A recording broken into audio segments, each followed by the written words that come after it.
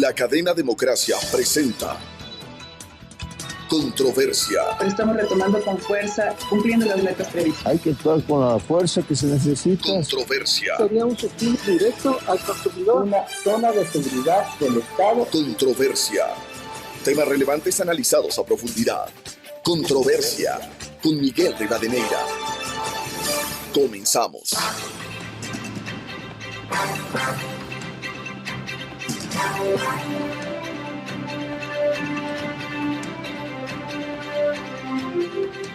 Un saludo cordial a los seguidores del programa Controversia en Escena a través de ExaFM, Democracia M y Democracia TV. Hoy queremos volver a analizar la situación del seguro social ecuatoriano, tan complejo y tan difícil, en medio de las deudas que mantiene el Estado ecuatoriano, la situación de al menos dos sectores fundamentales, como es la salud y el financiamiento del fondo de pensiones, y en qué condiciones se encuentra. Hace poco hubo el anuncio oficial de que el gobierno había pagado este año 2.628 millones de dólares al IES por concepto de deudas el 2024. Las inquietudes flotan sobre las deudas, si corresponden a los pagos para alimentar el fondo de pensiones del 40%, el fondo de salud, en qué condiciones se encuentra. Para abordar esta situación quiero dar la bienvenida a la economista María de los Ángeles Rodríguez, vocal por los empleadores al Consejo Directivo del IES, la doctora Patricia Borja, experta e integrante de la Mesa de Estudios de la Seguridad Social, y el doctor Rodrigo Ibarra, experto académico y actuario. Bienvenidas, bienvenido. Economista María de los Ángeles Rodríguez, empecemos por este tema, el pago de la deuda del Estado al IES. ¿A qué corresponde esos 2.628 millones de dólares que anunciara el régimen de pago este año al Seguro Social ecuatoriano? Sí, efectivamente el gobierno ha anunciado que ha hecho pagos durante el año 2024 por 2.600 millones de dólares. Efectivamente, eso es correcto. La mayor cantidad de esa deuda, 2.308 millones, corresponden a pago del sistema de pensiones. Pensiones, riesgos del trabajo, seguro social campesino, en lo que corresponde a pensiones a cada uno de ellos. Adicionalmente, nos ha pagado también un pago de 169 millones de dólares correspondiente a salud y un pago último que nos hizo de 50 millones de dólares que corresponde a devoluciones de IVA. Eso suma el total de 2.600 millones de dólares. ¿Llena las expectativas que tiene el Seguro Social ecuatoriano por diversos rubros como el fondo de salud, fondo de pensiones? No, efectivamente, como usted sabe, no, definitivamente no, especialmente en el tema de salud. Es conocido que nosotros hemos pedido, tanto el año pasado como este año, presupuesto para salud, pero el Ministerio de Economía y Finanzas definitivamente no nos ha puesto rubro alguno en el presupuesto general del Estado por los temas de salud. Sin embargo, este año, como digo, nos ha hecho un pago, aunque pequeño, nos ha hecho un pago de 169 millones de dólares, pero la deuda de salud es muchísimo más grande y lo solicitado en el presupuesto también es mucho más alto que esa suma, de tal manera que no, efectivamente en salud está bastante atrasado en los pagos. Sin embargo, en el IBM sí nos ha hecho pagos. El asunto es que los pagos que nos hace el ministerio no son todos pagos que se abonan o se aplican a lo que requerido en el presupuesto del 2024, sino que son pagos que se aplican a parte de ellos se aplican al presupuesto del año 2023. Entonces, ninguno de los gobiernos ha terminado de pagar el 100% de lo que el IES requiere para las atenciones de las prestaciones, de tal manera que lo que ocurre es que cada año existen unos saldos impagos y esos saldos impagos se van acumulando al valor total de la deuda que tenemos acumulados de años anteriores, inclusive desde el 2012. Entonces, esa deuda definitivamente se sigue aumentando. Y en el caso del fondo de pensiones, ¿se ha cubierto este año el 40% del aporte que debe dar el Estado ecuatoriano? No se ha terminado de cubrir la totalidad. Como digo, lo que pasa es que al inicio de año, cuando nosotros hacemos la solicitud en el presupuesto general del Estado, ya de inicio nos ponen menos valor.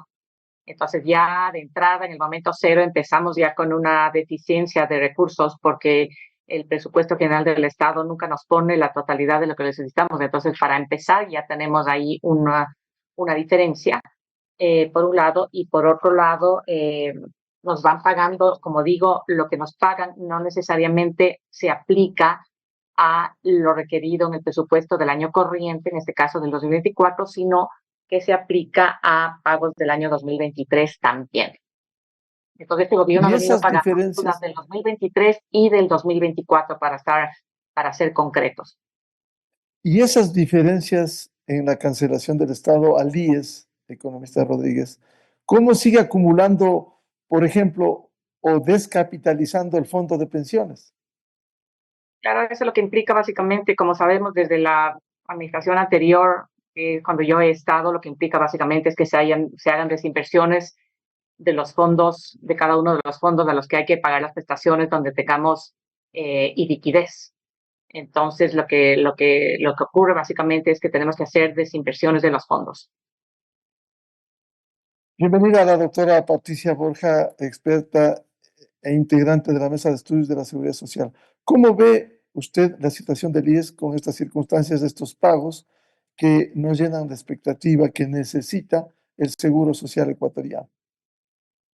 Buenos días, Miguel. Un saludo para Rodrigo, un saludo también para la economista Rodríguez y por supuesto un saludo para toda la audiencia. Muchísimas gracias por la invitación. Yo me voy a permitir responder a esta interrogante citando un informe de la Organización Internacional del Trabajo.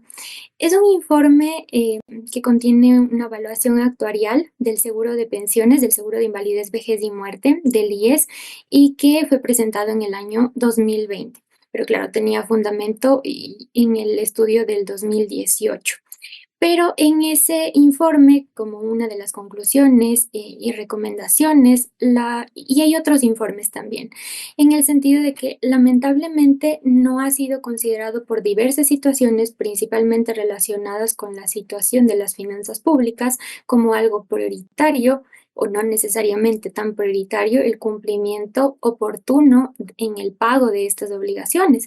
Y como lo ha señalado la economista Rodríguez, sin duda esto genera un perjuicio para el fondo de pensiones porque es una de las fuentes de financiamiento de las prestaciones concedidas, en este caso de las pensiones jubilares, según lo previsto por la Constitución y desarrollado de tal manera por la Ley de Seguridad Social. Y claro, como en todos los casos, si los ingresos, en este caso las fuentes de financiamiento de las prestaciones no son entregadas de forma oportuna dentro de los tiempos previstos, pues se genera un impacto para el seguro de pensiones y al final para todos los afiliados y los jubilados como tal, porque tiene que tomar otros recursos, como lo ha señalado la economista Rodríguez, en este caso mayores desinversiones de recursos administrados por el Banco de Propiedad del IES que deberían estar siendo invertidos para incrementar ese portafolio de inversiones,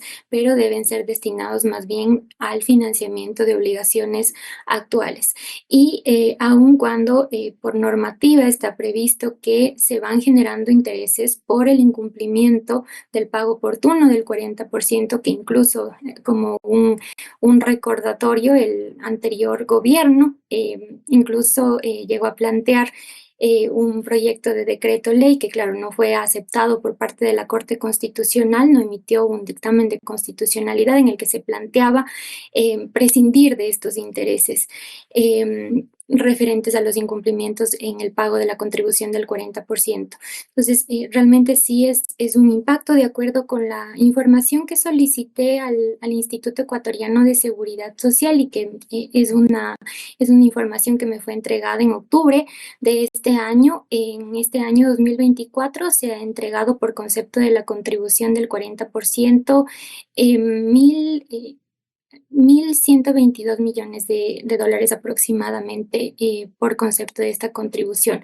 Pero claro, también como se puede observar de la resolución que contiene el presupuesto para este año 2024, hay diferencias significativas en cuanto al monto que solicita el IES y lo que efectivamente consta en el presupuesto general del Estado.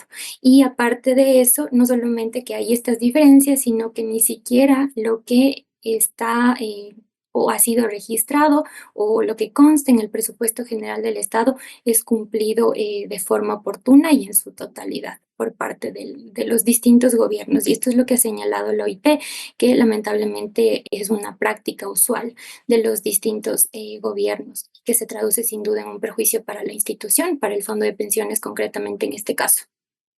Doctora Borja, esto profundiza la difícil situación económica que tiene el Seguro Social en sus diferentes fondos, uno de ellos el Fondo de Pensiones.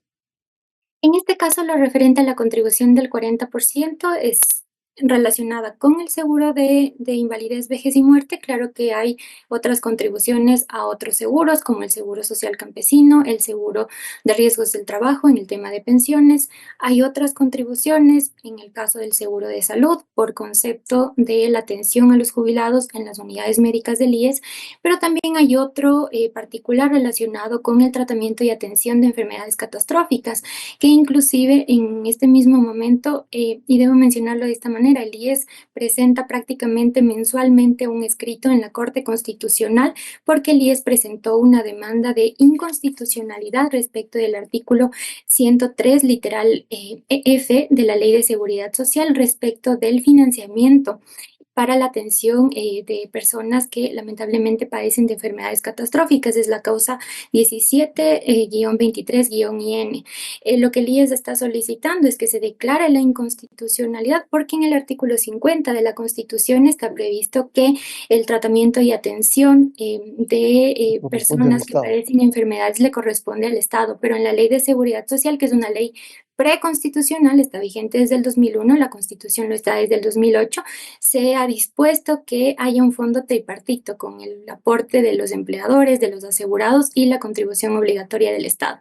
Entonces, el IES, como le digo, prácticamente presenta un escrito mensual en la Corte Constitucional en los que realmente está solicitando que la Corte prescinda del orden cronológico de conocimiento de las causas para que pueda pronunciarse sobre este tema, porque lo que señala el IES es que, claro, no está cumpliendo el Estado con esta responsabilidad y todo está siendo cubierto al final del día con los aportes que realizamos mensualmente los afiliados y claro, no está previsto realmente para cubrir toda la magnitud de obligaciones que tiene por estos conceptos el seguro de salud y que no solamente se relaciona con las atenciones a los afiliados, sino también a hijos de afiliados hasta los 18 años que también padecen de enfermedades catastróficas y lo propio también en el caso de jubilados, según lo que consta en el escrito que, como le menciono, en este caso ha sido presentado el 5 de noviembre,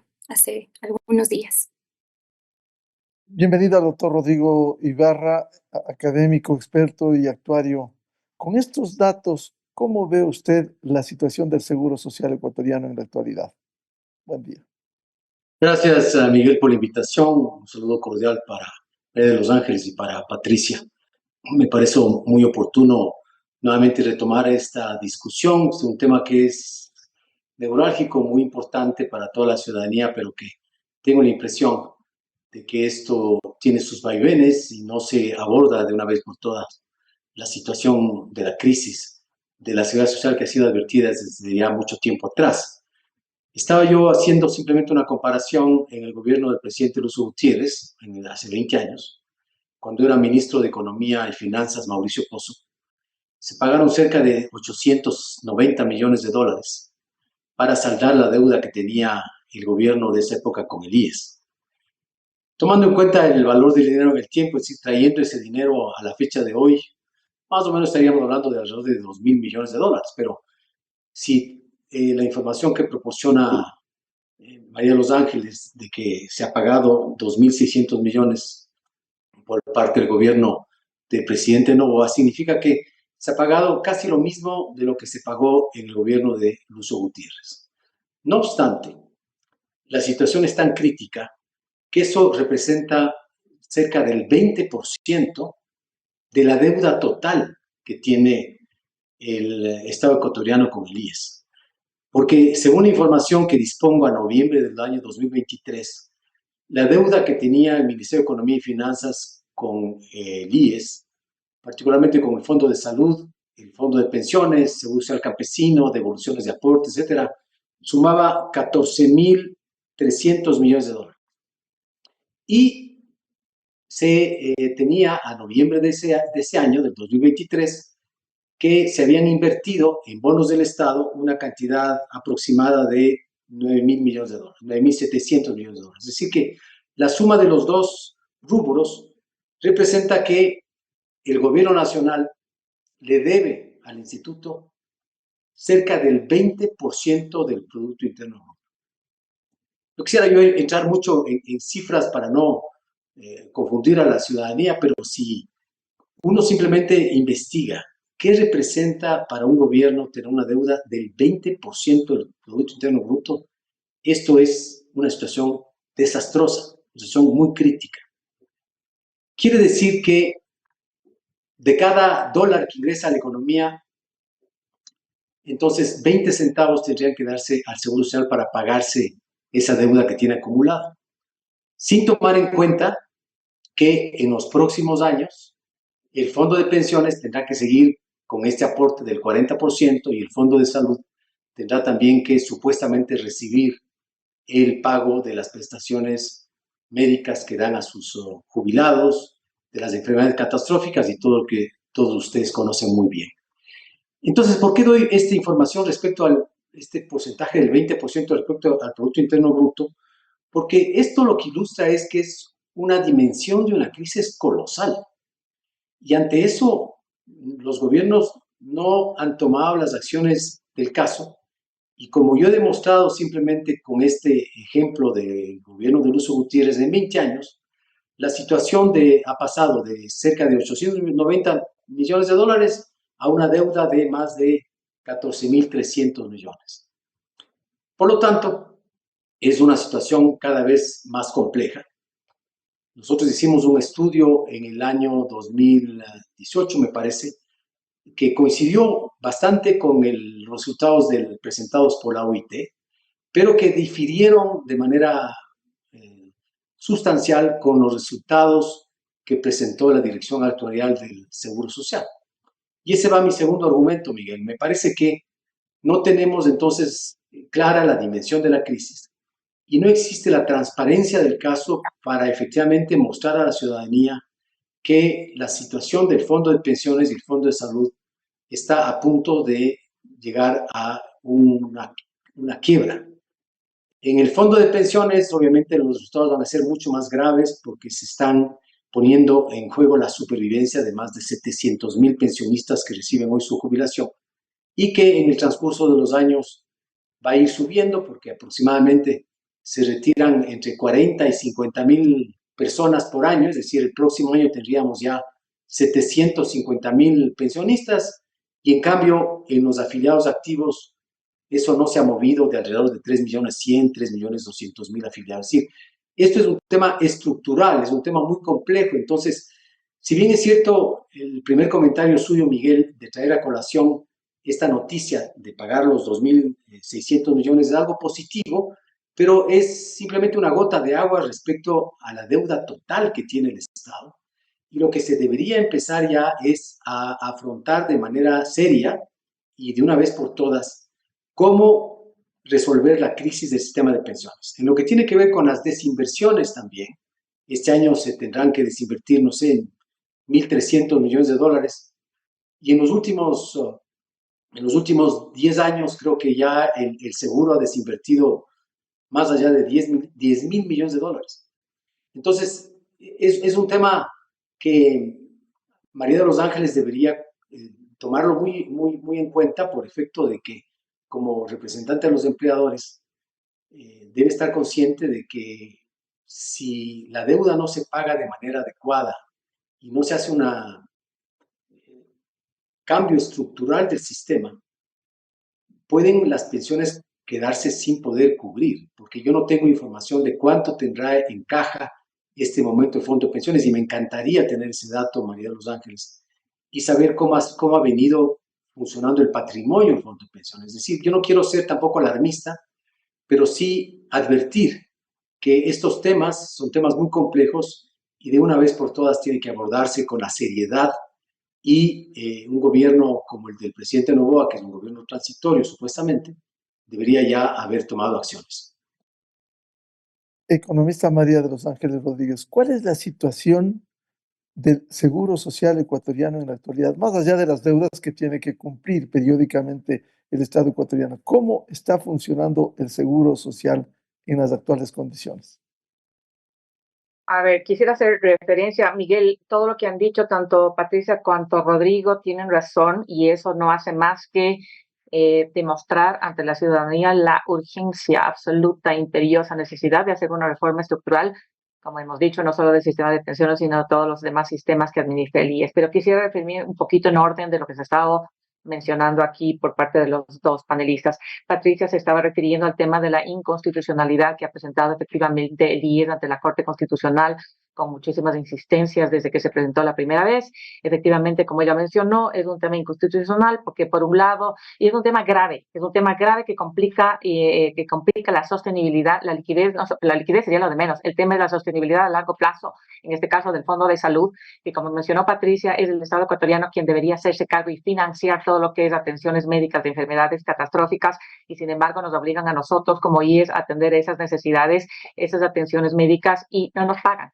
Entonces, evidentemente ese es el mayor hueco y el mayor problema de desfinanciamiento que tenemos en el seguro de salud que maneja el IES. Son dos conceptos graves que nos causan el mayor hueco, y esto un poco para que la ciudadanía tenga un poco ¿no es cierto?, el background, la situación que tiene el seguro de salud y cuál es el mayor problema que tiene el seguro de salud. Es el desfinanciamiento causado por las atenciones médicas a enfermedades catastróficas y a jubilados, porque son dos grupos de atenciones médicas que no representan ingresos para el Fondo de Salud. Esos dos rubros deberían ser cancelados y atendidos de acuerdo a la Constitución por parte del Estado ecuatoriano, y eso no está ocurriendo así. Como les acabo de mencionar, dos ejemplos del año 23 y 24 se piden rubros de salud, pero el Estado ecuatoriano no coloca nada en ese tema. Entonces, eso por un lado, efectivamente estamos reclamando ahí una inconstitucionalidad, porque por otro lado tenemos una sentencia que nos obliga a nosotros como IES a constituir un nuevo fondo solidario tripartito en el que deberían aportar los tres aportantes de siempre, es decir, el Estado ecuatoriano, los empleadores y los trabajadores,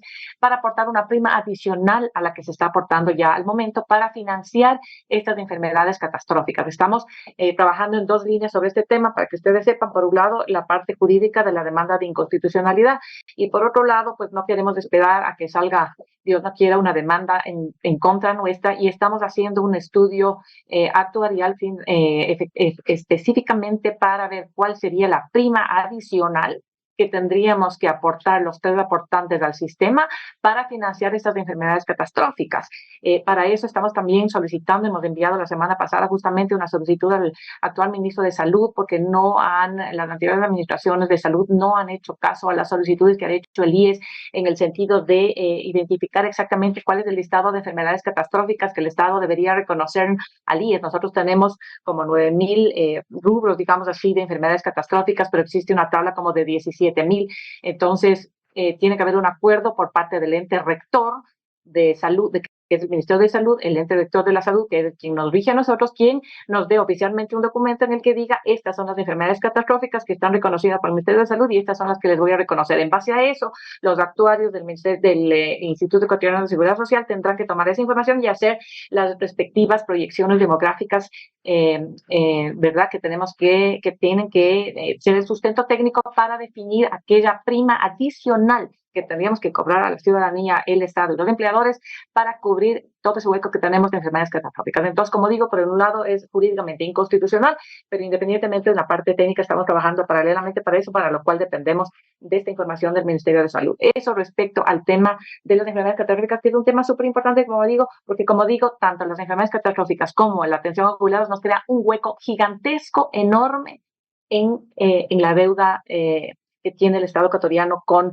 el IES. Para que ustedes tengan una idea, y aquí les recuerdo que de acuerdo a la última ley, a la reforma a la ley de la Seguridad Social y del Banco del IES, que se aprobó recientemente en julio, si no me equivoco, de este año, ¿no es cierto? Nos obliga a que nosotros con el Ministerio de Economía nos pongamos de acuerdo en cuál es la deuda que el Estado tiene con nosotros, ¿verdad? Hemos presentado ya la semana pasada, o esta semana o la semana pasada, una información de acuerdo al trabajo que hemos hecho en donde la deuda del Estado con el IES por todos los conceptos, es decir, salud, pensiones, seguros del campesino, riesgos del trabajo, todos los rubros, llegaría con intereses, porque la ley nos obliga a presentar con intereses, ¿verdad? Y la deuda, debo aclarar que algunas deudas son del año 2012, con lo cual se imaginarán la cantidad de intereses. La deuda entre capital e intereses por todos los conceptos llega a 24.000 millones de dólares. Esto es sin tomar en cuenta lo que mencionó Rodrigo de la deuda que tiene el Estado con el IES, con el BIES, perdón, pero hay que diferenciar un poquito esas dos, porque la una es la deuda acumulada de las contribuciones del Estado que ha dejado de pagarnos y que con intereses, como digo, llega a 24.000 millones.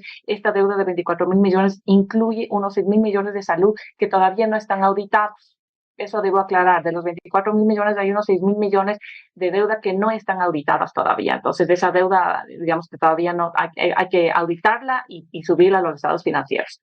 ¿Ya? Entonces habría ese tema ahí. Pero aparte de eso, es lo que mencionaba Rodrigo, tenemos la deuda del Estado con el BIES, pero esas son inversiones en las cuales el BIES digamos, ha invertido, ha comprado bonos del Estado, ¿verdad? Esa es una deuda separada, esa es deuda interna, ¿verdad? Esa es deuda que está documentada, digamos, en bonos, ¿verdad? A diferencia de la deuda esta otra de los 24.000 millones que no está documentada en bonos. Entonces, la deuda que tiene el Estado con el BIES está documentada en bonos, esa es deuda en parte de la deuda interna, ¿verdad? Que el Estado paga conforme a las tablas de amortización que tengan esos bonos, a corto, mediano, a largo plazo, lo que sea, y como sabemos, la deuda interna no se ha dejado de pagar, si bien se hace rollover, ¿no es cierto? Cuando llegan los vencimientos de capital, se paga, sin embargo, esa deuda interna, debo decir que no se ha dejado de pagar. Entonces, quisiera que separemos un poquito la deuda que tiene el Estado con el BIES, que está con bonos, que es deuda interna, que sí se paga, de esta otra deuda de los 24.000 millones que estoy diciendo, que es deuda acumulada de años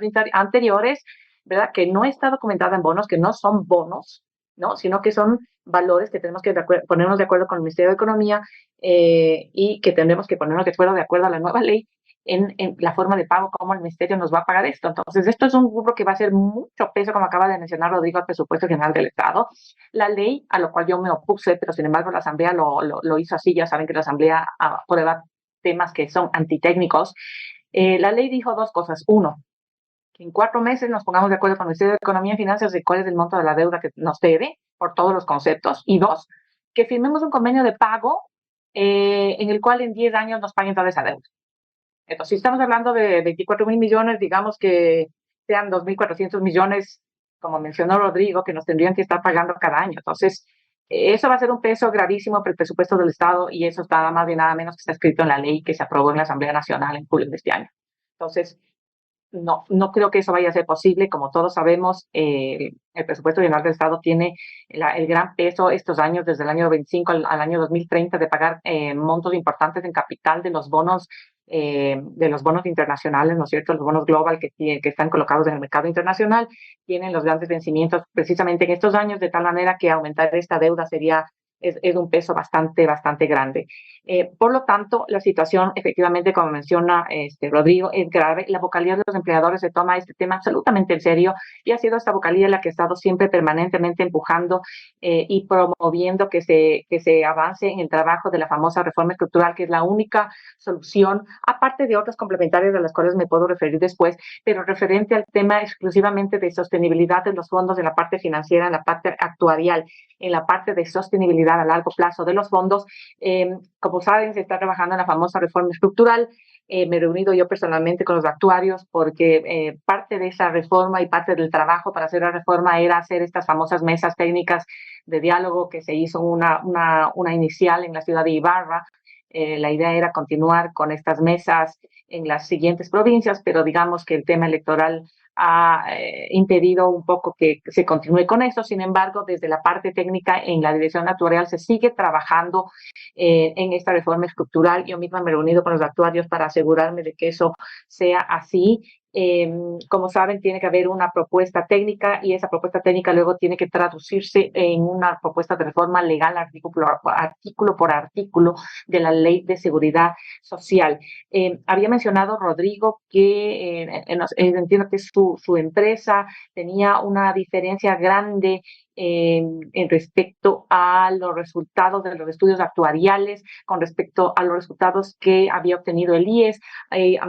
Nos había mencionado, ya lo digo, este tema anteriormente, yo había hablado con los actuarios sobre este asunto en particular y me habían mencionado que el tema sería la diferencia entre lo que el Estado aporta o no aporta, es decir, en un escenario en el que el Estado no aporte nada, pues la diferencia sería abismal, como de unos 80.000 millones de dólares de diferencia, nada más y nada menos. Entonces, hay varios escenarios en los que trabaja, obviamente, el IES. Son como 3 escenarios, uno base, un intermedio y un grave, un escenario en el que el Estado no paga nada, un escenario en el que el Estado paga algo y un escenario en el que el Estado paga todo. Pues en el escenario en el que el Estado pagara todo, sale superavitario, y en el escenario obviamente extremo de que no pague nada, obviamente que sale deficitario. Entonces, entiendo que ese sería, Rodrigo, para contestar esa observación respecto a la enorme diferencia que había en resultados de estudios actuariales. Los estudios actuariales que se aprobaron recientemente por actuarios externos, la empresa Risco, que la ley obliga, están publicados en la página web del IES, ¿verdad? Me preocupa un poco el tema de transparencia a la que hace referencia Rodrigo. Esos estudios, como ustedes saben, se atrasan un poco. Para que la Dirección Actuarial de Investigación y Estadística pueda hacer un estudio actuarial, tiene que partir de balances auditados por la Contraloría General del Estado. Entonces, para partir de ahí ya tenemos un retraso, porque los balances de la Contraloría salen con un año o un poco más de atraso. Entonces, eso también es un tema, y de ahí, como ustedes sabrán, un estudio actuarial toma muchísimo tiempo. Entonces, también esa es la razón por la cual los estudios actuariales, no es que hoy día ordenamos como consejo directivo hacer el estudio actuarial y después de 1 o 2 meses tenemos la respuesta. No es así, puede pasar un año, inclusive más, para que podamos tener un estudio actuarial. Sin embargo, sabemos la gravedad, no hace falta esperar a los estudios actuariales del año 2023 para reconocer que existe esa necesidad de hacer definitivamente una reforma estructural, y como digo, en esa línea estaremos trabajando, y eso implicará pues un sacrificio de los 3 aportantes de la seguridad social, y tendremos que ir cubriendo en esa reforma todos los huecos que nos causan el tema de los menores de 18 años, el tema de jubilados, el tema de catastróficos, todo lo que nos causa de financiamiento, existen dos edades a las cuales pueden acceder los jubilados, que nos causan también desfinanciamiento, que son el de 65 años y el de 70 años, que aportan muy poco tiempo, y eso le causa desfinanciamiento a la seguridad social. Todo ese tipo de cosas, como menciono, que nos causan desfinanciamiento, van a tener que ser corregidas en esta reforma estructural, y el planteamiento que tiene el IES es un poco ir haciendo ajustes a la tasa de la prima. Es una de las medidas que se podrían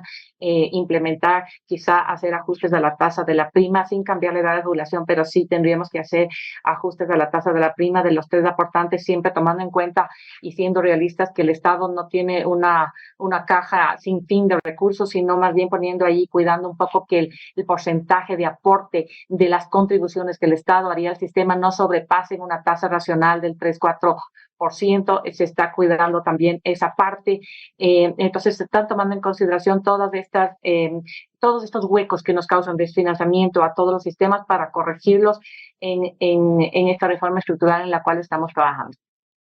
Economista Rodríguez, lo grave de esta situación dramática, que paulatinamente se va incrementando la deuda del Estado al IES, si hablamos de 24.000 millones, que en algún momento casi se vuelve impagable, más allá de los compromisos del Estado. Y por otro, una prima adicional, cualquiera que fuese esta, en las condiciones actuales, sin que exista lo que usted ha señalado, una reforma estructural, va a ser inviable también. Sí, definitivamente yo creo que las 3 partes van a tener que contribuir, porque de lo contrario este sistema es inviable. Es decir, si por un lado el Estado no nos paga y los otros 2 contribuyentes pagan, sería inviable. Las 3 partes tendrían que contribuir de manera oportuna para que el sistema funcione y tenga financiamiento a largo plazo. Por más que hagamos todos los programas que hemos hecho para atraer a nuevos afiliados, ¿verdad? Eso no soluciona el problema, porque podrá darnos digamos que conseguimos X número de afiliados, ¿no es cierto? Lo que eso hace es ayudarnos con el tema de aportes, con el tema de liquidez, porque hay que distinguir lo que es liquidez de lo que es sostenibilidad a largo plazo del sistema. Liquidez sería una liquidez a corto plazo que le ayuda a salir en el corto plazo del pago de prestaciones. Sin embargo, sostenibilidad a largo plazo ya es pensar en el futuro, pensar a 50, 100 años de cómo va a vivir el sistema, porque no es cuestión de tener y de salir los próximos 2, 3, 4 años, sino de que el sistema sea sostenible a largo plazo. Entonces, no es cuestión de hacer soluciones parches, ¿no es cierto?, sino de que el sistema sea sostenible a largo plazo. Por lo tanto, tenemos que hacer esta reforma y tenemos que contribuir todos. Paralelamente, obviamente, entonces me refería a que si es que nosotros conseguimos y somos exitosos en conseguir mayores afiliados, sí, nos va a dar esa liquidez mientras los afiliados sean activos y sean aportantes a la seguridad social. Pero esos mismos afiliados, después de cuando tengan 60 años, van a ser jubilados. Y entonces en poco tiempo, digamos 40 años, 30 años, 40 años, esa gente va a ser un costo para el sistema. Y entonces tenemos que prever ese costo. O sea, no podemos solucionar solamente ahora y tener nuevo número de aportantes. Cuando esos aportantes se van a convertir en costo, en jubilados, en unos 30 años. Entonces, si queremos solucionar el esquema, tenemos que pensar a largo plazo y no solamente en conseguir nuevos afiliados, porque eso puede ser parte de la solución, pero no es la solución. La solución es una conjunción de variables que tenemos que ajustar para que el sistema sea sostenible en el largo plazo. Sabemos que gran parte del hueco también nos causó el gobierno de Correa, que nos causó el hueco, como sabemos, de 9.000 millones, que ordenó que en 3 años no se hagan los aportes del Estado. Eso nada más de nada menos que con intereses nos causó un hueco de 9.000 millones, de tal manera que en el fondo de pensiones, le digo a Rodrigo, que ahorita existen 5.900 millones de dólares, deberían existir como 16.000 millones de dólares si es que esto no hubiera ocurrido. Entonces, eso también hay que tomar en cuenta. Cada mil millones de dólares que tuviéramos de ingresos en el fondo, eso le daría una vida más o menos de 1 año y medio de vida adicional al fondo. Entonces, si tuviéramos todavía esos 9.000 millones de dólares, todavía tendríamos unos años de respiro, pero no tenemos esos años de respiro y tenemos que ejecutar las acciones y tomar decisiones ya. Así que por parte de la vocalía de los empleadores, como digo, estamos empujando que esta reforma se haga, que se termine de hacer, y paralelamente no solo eso, sino que obviamente estamos, porque nosotros podemos pensar como ciudadanos y decir, a ver, ustedes y es lo que quieren es, ok, entendemos que tenemos que hacer una reforma, entendemos que quizá tenemos que hacer unos aportes adicionales. Ojo que el IES propone que esos aportes adicionales vayan siendo muy suaves y muy graduales a lo largo de 35 años. No va a ser un tema de shock, ni muchísimo menos. Pero digamos que la ciudadanía entiende eso, pero a la vez el ciudadano puede decir, a ver, yo te voy a dar más aporte y tú qué me vas a dar a cambio. Tus sistemas siguen pésimos, tus servicios siguen pésimos, sigue habiendo corrupción en el IES, etcétera. Entonces nosotros, como vocalía de los empleadores que estamos solicitando y promoviendo, empujando internamente en el IES desde el año pasado, es hacer una reforma también estructural, sería de una reingeniería de procesos de toda la institución, la cual debe dar como resultado y desembocar en una intervención tecnológica integral de la institución. Es una ambición, es un tema bastante ambicioso y parecería imposible, pero queremos que no sea así, de tal manera que hemos venido empujando. Esto es un tema que no va a ser de la noche a la mañana, va a tomar varios años, pero hay que empezar. O sea, si no empezamos ahora, no hacemos nunca nada. Entonces, algún momento hay que empezar, así que lo estamos haciendo ahora. Hemos impulsado conversaciones con varios organismos internacionales, porque como sabemos, este tema implicará la contratación de varias consultorías y de varias empresas que nos ayuden a implementar este tema. Así que hemos tratado de que, para evitar temas de corrupción y direccionamiento de contratos, etcétera, etcétera, lo que se ha pedido es que se hagan reuniones con organismos multilaterales, organismos internacionales que nos ayuden a, primero, a diseñar el proyecto, ¿verdad? Y las necesidades de hacer un diagnóstico, identificar las necesidades de toda la institución, como digo, tanto en una ingeniería de procesos, porque el IES es tan enorme que tiene procesos en todos los seguros que maneja, ¿verdad? Que tienen que ser mejorados, ¿verdad? Tenemos en la parte tecnológica, en la parte de procesos, muchos temas que mejorar, y esa mejora, esa nueva diseño de procesos nos dará como resultado qué implementación tecnológica tenemos que hacer. Y ese es un tema que estamos previendo que tomará quizá entre 5, 7, 8 años el llegar a implementar todo esto, tanto en la parte de salud cuanto en la parte de pensiones. Hemos dado ya un primer paso pequeño, que es este tema del agendamiento a través de un robot. Como sabemos, lo estamos implementando, estamos en la parte del robot, específicamente en la fase de pruebas, pero se está trabajando ya especialmente en una primera fase con las unidades de primer nivel del IES, no están todavía las de tercer nivel. No está trabajando todo el sistema del robot. Existen varias partes en este nuevo contrato, ¿verdad? Todavía existe el call center, va a haber el tema del IBR, que es esta respuesta de voz cuando uno llama y le dice si es que quiere tal tecla, etcétera, es un reconocimiento de voz. Eso también pueden hacer citas en los establecimientos de salud directamente, y la parte más importante, digamos, es el famoso webbot, que sería básicamente un robot que va a funcionar tanto en la página web del IES cuanto WhatsApp y en Facebook. Esa parte todavía no está lanzada. Estamos haciendo ajustes para estabilizar el sistema. Sí está funcionando bastante bien la parte del call center. el IBR también está funcionando bastante bien, que como digo, esto cuando uno llama y le dice que aplaste las teclas. La parte del robot todavía no está lanzada y se está haciendo este tema por fases, pero la idea es que este es un pequeño paso, ¿no es cierto? No es que va a tener, sino que tiene tecnología de Google, y lo que queremos hacer es que a través del mejoramiento del sistema de agendamiento, lo que vamos a hacer es automáticamente mejorar la gestión de los hospitales del IES, porque tenemos problemas con, por ejemplo, el manejo de citas de los médicos. Muchas de las quejas es que va un paciente, ¿verdad?, a pedir citas y resulta que le han dado cita para X fecha y el médico no está. El médico se fue de congreso o se fue de vacaciones y no le avisaron y le dan cita para, yo qué sé, otros 3, 4, 5, 6 meses. Así es. Doctora Patricia Borges, claro, de esto venimos hablando tanto tiempo. Recuerdo que el actual presidente del Consejo Directivo del IES, doctor Peña, anunció en una entrevista que tuvimos meses atrás que lo del robot, del agendamiento, empezaba en julio y se iban las pruebas. Hablamos ya de noviembre. Esto es un problema estructural, por cierto, no decide un vocal en el Consejo Directivo, pero es un problema estructural que no avanza. Más allá de la deuda enorme que tiene el Estado y que se acumula, ¿cómo emprender una reforma estructural puede llenar la expectativa una prima adicional en estas condiciones, doctora Borges? Sobre lo que me comienza a preguntar o me comenzó a preguntar sobre este tema del sistema de agendamiento de citas, sí, mencionaba el doctor Peña que debería estar ya habilitado, que se esperaba que hubiera estado habilitado desde agosto de este año. El 14 de noviembre de este mes específicamente, hace pocos días, en la página o en la cuenta de X del Instituto Ecuatoriano de Seguridad Social se difundió el mensaje que estaría suspendido por unos días el sistema de agendamiento de citas a través de la página web, pero que se restablecería a partir del 18 de noviembre a las 7 horas. El 18 de noviembre, pues resulta que no estuvo habilitado, o estuvo habilitado sí en un periodo, pero, y le digo, pude comprobar yo misma porque necesitaba agendar una cita médica y había una desconfiguración realmente, porque aun cuando yo seleccioné que mi dirección domiciliaria es aquí en la ciudad de Quito, el sistema me generó disponibilidad y oferta de unidades médicas en Catamayo. Entonces fue una desconfiguración total del sistema, luego ya más bien fue deshabilitado y hasta el momento consta en la página web el mensaje de que lo que está habilitado es el call center, llamar a la línea 140, que en mi caso personal debo manifestarle, no he tenido la oportunidad de que alguno de los 300 operadores humanos que señalaba el doctor Peña en la entrevista de esta semana en Teleamazonas llegue a contestar.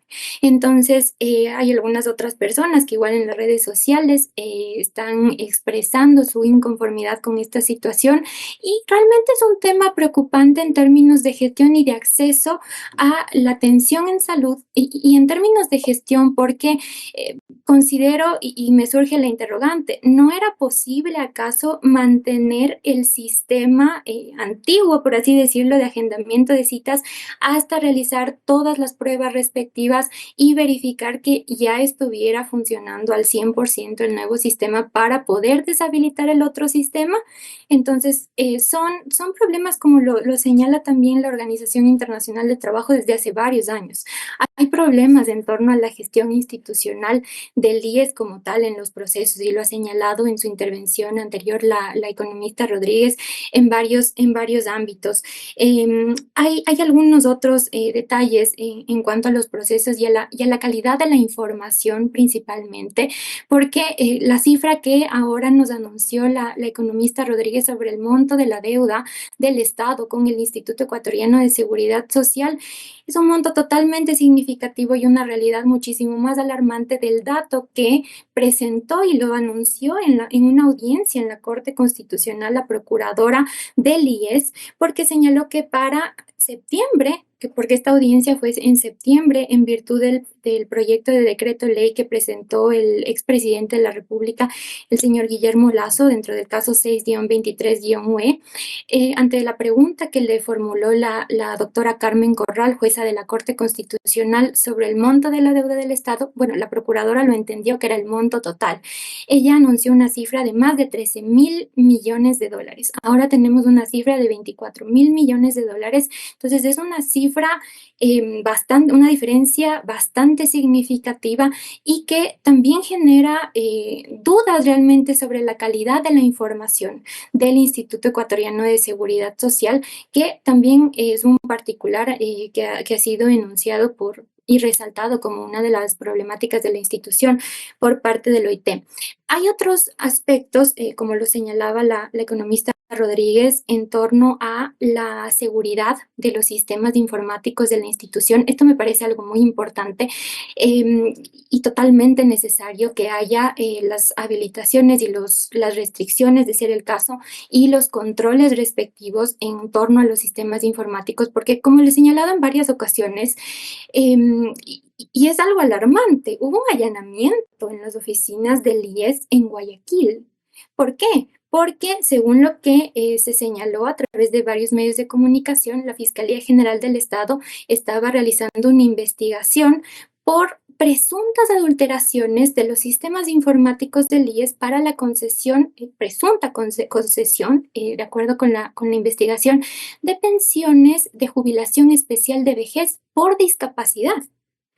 No se sabe realmente qué pasó, qué medidas estará tomando la institución sobre este particular, pero es algo que realmente resulta alarmante, porque si efectivamente pasó una situación de esta naturaleza y se entregaron prestaciones a personas que realmente no cumplían con los requisitos y hubo efectivamente una adulteración o un manejo irregular, presuntamente, de los sistemas informáticos de la institución, es algo bastante preocupante y que sin duda merita de la implementación de los controles y de los correctivos respectivos, porque son recursos que al final del día, si ocurrió una situación de esta naturaleza, son perjuicios económicos para la institución. Y hablando sobre este tema también, recuerdo que trascendió de igual manera a través de medios de comunicación. Esta noticia fue publicada por el diario El Universo, sobre una declaración que habría realizado el doctor Peña. Lo escuché en otro espacio también, que señalaba que habían detectado casos de pensionistas cuyas edades son superiores a los 100 años. Solicité información al IES, el IES me entregó esta información en octubre de este año y sí, efectivamente señalan que hay 483 pensionistas cuyas edades son superiores a los 100 años. Entonces, lo que señalaba el doctor Peña es que habían detectado estos casos y que había 5 casos en los que había cobros de las pensiones en una misma cuenta bancaria. Entonces, ¿qué es lo que está pasando con estos particulares? ¿Cuáles están siendo los controles de parte de la institución? Se están realizando las verificaciones respectivas a través de trabajadores sociales con los que cuenta la institución. ¿Qué es lo que está pasando? Y de igual forma, le puedo mencionar otro detalle, que son aspectos que generan egresos para la institución y al final representan perjuicios. ¿Por qué motivo? Porque de acuerdo con lo previsto por el reglamento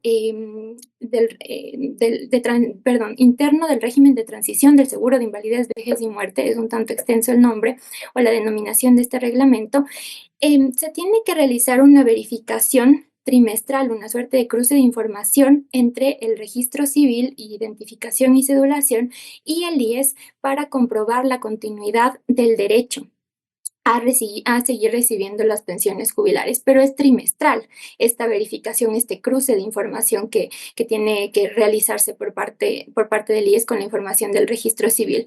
Pero le puedo decir, en un caso que recientemente tuve, hubo un inconveniente por una concesión de una pensión jubilar, pero para no hacer más extensa la experiencia que tuve que acudir con la funcionaria que se encargaba del tema de recuperación de valores.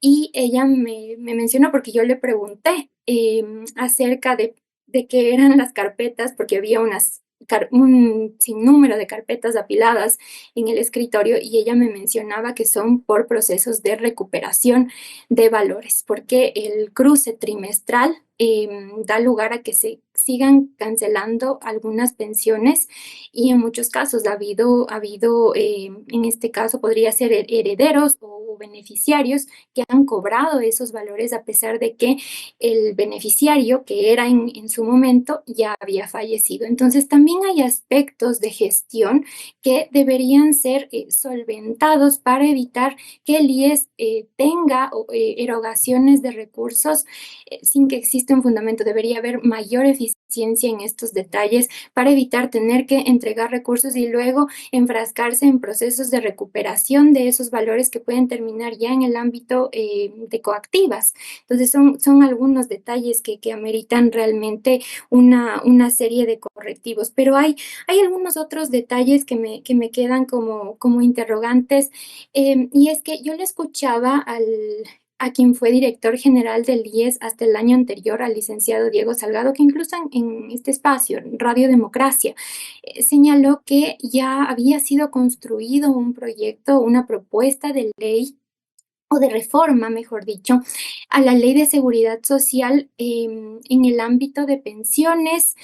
Me parece que también mencionó algo relacionado con el seguro de salud y que iba a pasar a conocimiento del Consejo Directivo del IES. Pero ahí en términos de transparencia traigo a colación lo que mencionaba Rodrigo acerca de la importancia de la transparencia de la información de la institución, porque es un criterio de funcionamiento del sistema de seguridad social según la Constitución y no puede quedar como un mero postulado en el papel. Entonces, sería importante saber qué es lo que pasó. Efectivamente, pasaría a conocimiento del Consejo Directivo este proyecto y realmente lo preocupante de todo es que el doctor Peña había anunciado que se iba a presentar una propuesta de reforma en el ámbito de pensiones, en el ámbito de salud. Se realizó, por lo que trascendió al público, que se realizó una primera mesa de diálogo en Ibarra el 11 de julio, pero desde ahí no ha pasado absolutamente nada, no ha trascendido y es preocupante que todo se reduzca y que la sostenibilidad y el derecho a la seguridad social, que es la garantía del derecho a la seguridad social, es uno de los fines primordiales del Estado ecuatoriano según la Constitución, queda relegado a la situación electoral, porque la institución debería continuar, debió haber continuado, hubiera sido importante que se continuara con este proceso de estas mesas de diálogo, porque hay otras ediciones de procesos de diálogo, lo que pasó en el 2019 y que quedó en algo lamentablemente infructuoso, por así decirlo, porque no continuó. Claro. De igual forma, hay otros detalles en torno a la gestión institucional. En el caso de los estudios actuariales, los más actualizados tienen corte de diciembre de 2020.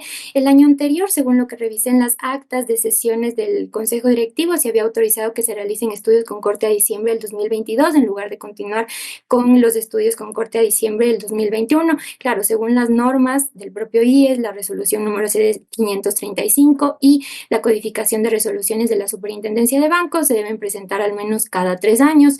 Pero hay otros detalles y un último detalle, si me permite, Miguel, que me queda como una inquietud, es que el año anterior la Corte Constitucional declaró la inconstitucionalidad de algunas disposiciones referentes a la jubilación especial de los trabajadores de la industria del cemento y dispuso, en este caso al señor presidente de la República, que se presentara un proyecto de ley. ¿Qué será lo que pasó con este tema? No he revisado, al menos en la página web de la Asamblea Nacional, no he podido verificar que haya algún planteamiento en torno a este tema y hay un problema importante en términos de financiamiento y de sostenibilidad en el caso de esta jubilación especial. Eso le podría mencionar. Hay varios detalles en términos generales que se relacionan con las falencias en cuanto a la normativa, como lo ha señalado la Organización Internacional del Trabajo. La Ley de Seguridad Social no necesariamente responde a lo previsto por la Constitución. No está actualizada la Ley de Seguridad Social.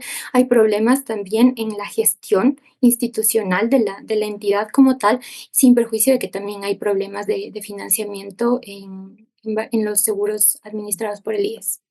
Doctor Rodrigo Ibarra, con este cúmulo de problemas, ¿cómo desbrozar el camino? ¿Cómo avanzar? Que hay problemas urgentes, tema de la deuda del Estado, el tema del funcionamiento pleno del sector de la salud, el tema del cumplimiento de las resoluciones. ¿Cómo ve este panorama?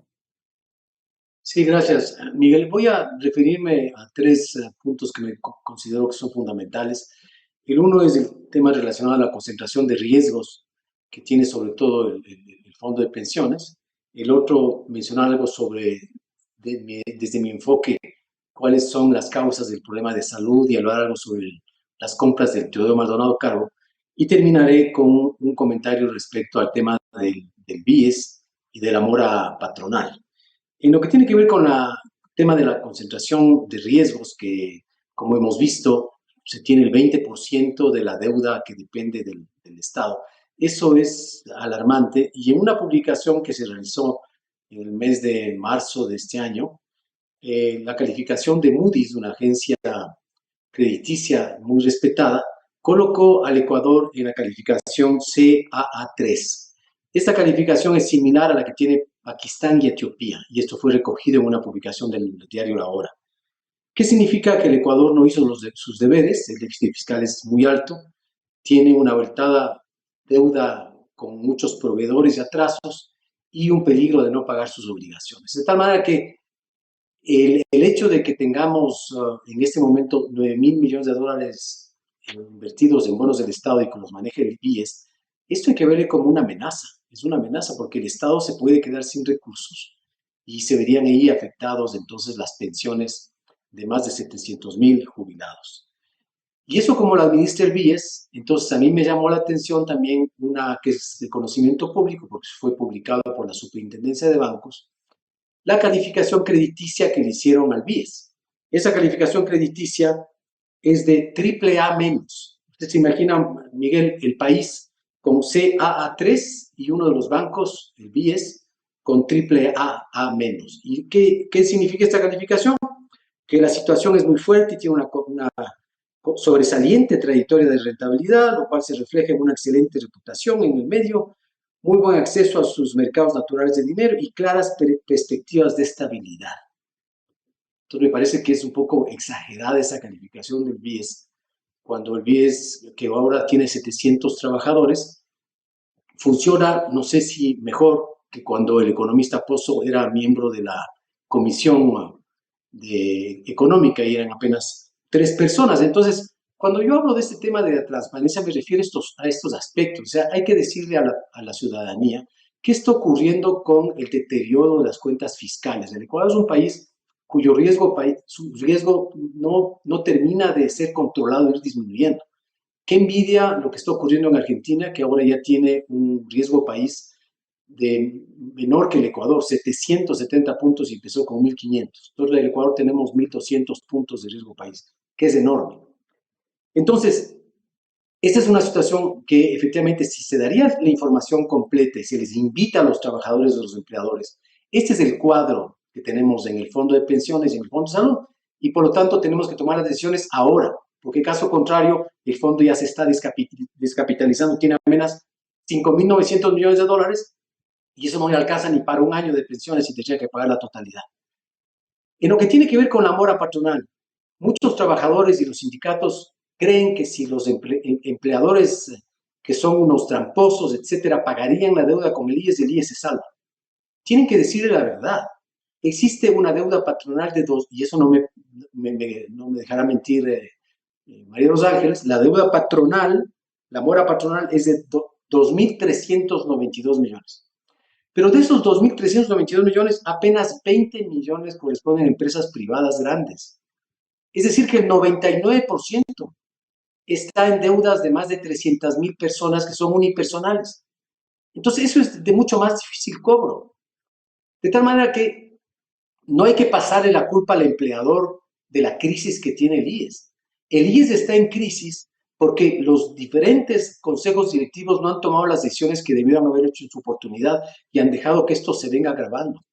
Porque los políticos han visto simplemente su popularidad amenazada si toman unas decisiones que pueden poner en peligro la la popularidad y porque no se ha logrado decirle a la población que es preferible que el Seguro Social solamente se encargue de pensiones y no de salud. Y solamente con 2 cifras yo intentaré convencer a la población de que esa es la mejor salida.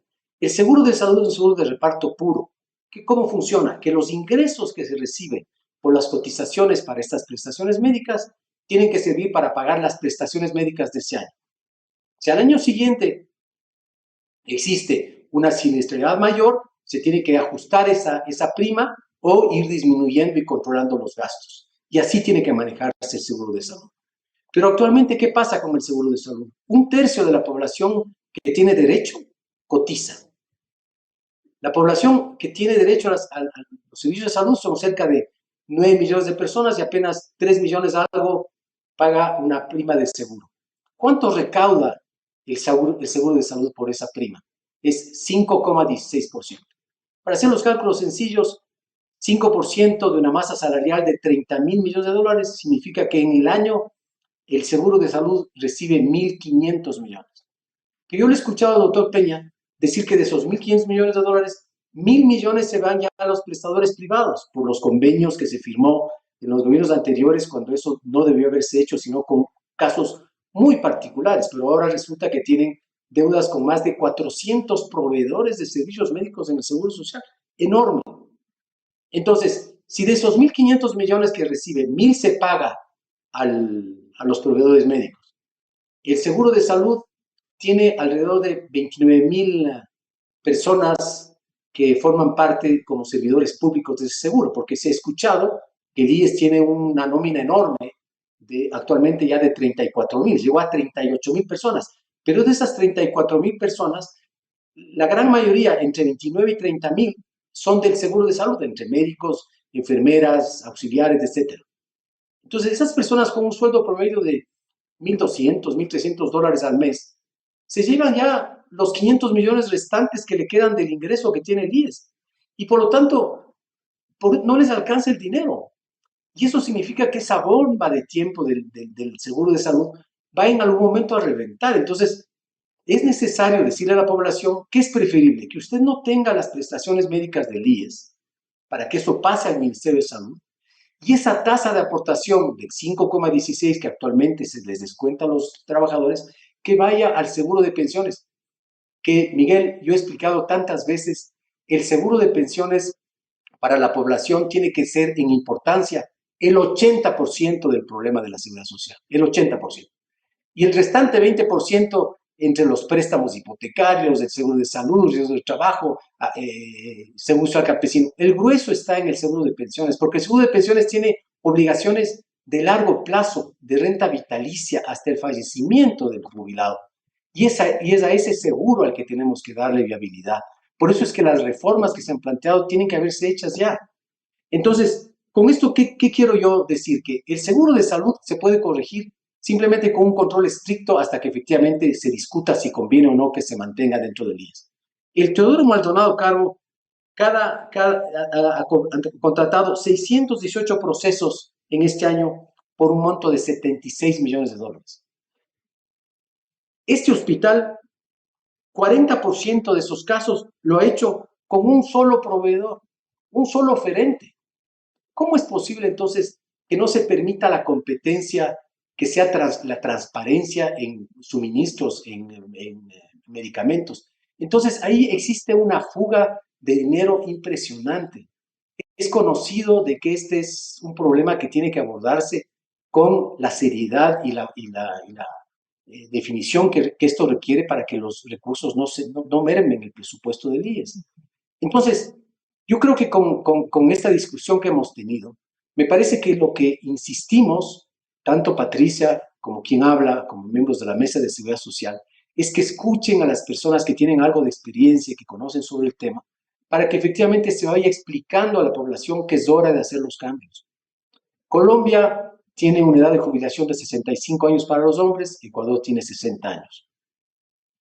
Nosotros tenemos actualmente ya solamente 5 afiliados por cada pensionista, eso en algún momento llegó a ser de 9 por cada uno y va a ir disminuyendo. La gran ventaja del Ecuador es que nosotros tenemos todavía un bono demográfico, tenemos fondos de reserva, tenemos seguro de cesantía, tenemos historia laboral, tenemos la jubilación patronal, y por lo tanto es cuestión de reunirse como ciudadanos que queremos un objetivo común, que es salvar al sistema de seguridad social, y de una vez por todas empezar en una reforma, pero ya no darle largas. María de los Ángeles comentaba el caso de la invitación que gentilmente a mí me hicieron para participar en el foro de Ibarra. Después de eso me dijeron que iban a haber 7 otros encuentros y que se iba a terminar, me parece que en la ciudad de Guayaquil. Después ya no se hicieron y no se presentaron en esa reunión los estudios actuariales. Entonces, por eso yo me refiero, estimada María de los Ángeles, en que hace falta darle información de manera transparente, oportuna, y para que la población efectivamente se vaya dando cuenta de que, si bien es cierto, las pensiones se siguen pagando, va a llegar un punto en que esto están amenazadas porque no les va a alcanzar el dinero. Ponerle al Estado a que financie el 2.000, 3.000 millones de dólares cada año es muy imposible difícil de que eso se pueda dar con la crisis fiscal que tenemos. Con eso, claro. yo quisiera finalmente terminar con un mensaje de optimismo, Miguel, que el Ecuador, a diferencia de otros países, todavía está en capacidad de aplicar lo bueno que hicieron otras sociedades y corregir lo malo que se hicieron en la reforma de pensiones. Y aprovechar de que, si viene un gobierno que tenga credibilidad y apoyo popular, la primera decisión que tiene que tomar es la reestructuración de la seguridad social, una reingeniería, y cortar la corrupción y empezar con una reforma que efectivamente permita la sostenibilidad, sobre todo el fondo de pensiones en largo plazo. Yo quiero comprometerme formalmente a los 3 invitados a volver a hacer más adelante un nuevo programa. El tiempo se nos ha acabado, para despejar inquietudes tantas que hay, desde una visión seria y responsable como ha sido el aporte de esta mañana, para hablar de la crisis del Seguro Social, no solo las deudas del Estado al IES, sino la situación del sector del Fondo de Pensiones, del Fondo de Salud. Quiero agradecerles y comprometerme y comprometerles a ustedes a volver a hablar sobre la evolución, para que no sea estático, la evolución de lo que tiene que cumplir cada uno de los sectores, tanto en el IES cuanto fuera del Seguro Social ecuatoriano. Agradezco a la economista María de los Ángeles Rodríguez, vocal por los empleadores del Consejo Directivo del IES, la doctora Patricia Borja, experta e integrante de la Mesa de Estudios de la Seguridad Social, y el doctor Rodrigo Ibarra, experto académico, actuario y miembro también de la Mesa de Estudios de la Seguridad Social. Muchas gracias, muy amables por el aporte. Muchas gracias a usted, Miguel. Gracias a usted, Miguel, por la invitación. Un buen día para todos. Un buen día para todos. Comprometido Gracias. para volver a hablar de otro capítulo de la situación del Seguro Social ecuatoriano, porque esto debiera ser latente y permanente. Agradezco a los invitados de hoy y a los miles de oyentes y seguidores del programa Controversia en Escena a través de EXA-FM, Democracia M, Democracia TV. Les deseamos un feliz fin de semana a todos. Muy buen día. Esto fue Controversia, temas relevantes analizados a profundidad. Miguel Rivadeneira vuelve el próximo sábado.